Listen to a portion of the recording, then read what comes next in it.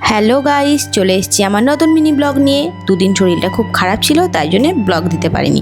এখানে তোমরা দেখতেই পাচ্ছ, আমি চলে গিয়েছিলাম একটা কেকের দোকানে আর কেক পছন্দ করছিলাম। কি ছিল আর কেন কেক কিনতে গিয়েছিলাম তোমরা জানো? সেদিনকার ছিল মা আর বাপির অ্যানিভার্সারি, মানে আমার শ্বশুর শাশুড়ির অ্যানিভার্সারি। তো কেকটা কিনে ফটাফট চলে এলাম বাইরে, আর দেবকে বললাম যে আমার খুব জোরে খিদে পেয়েছে। তাই আমরা চলে গিয়েছিলাম অশোকের দোকানে গরম গরম চিকেন পকোড়া খেতে। তো আমরা তো ওখানে দাঁড়িয়ে দাঁড়িয়ে চিকেন পকোড়াগুলো খেয়ে নিলাম, আর চিকেন পকোড়াগুলো কিন্তু অনেক টেস্টি ছিল। তোমরা যারা খাও তারা তো নিশ্চয়ই জানবে। তো যাই হোক, আমরা ওখান দিয়ে চিকেন পকোড়া খেয়ে সোজা চলে এলাম বাড়ি। তো সিঁড়ি দিয়ে চলে গেলাম একদম মেন ঘরে, যেখানে আমরা সব বার্থডে সেলিব্রেট করি, অ্যানিভার্সারি সেলিব্রেট করি। তারপরে মা আর বাপিকে ডাকলাম, ডাকিয়ে কেক কাটালাম। প্রথমে তো দুজনেই লজ্জা পাচ্ছিল, তারপরে দুজনে ভালো করে কেক কাটলো। আর এদিকে দেখো, আমি নিয়ে এসেছিলাম ম্যাজিক ক্যান্ডেল, বারবার নেভাচ্ছিল আর জ্বলে যাচ্ছে।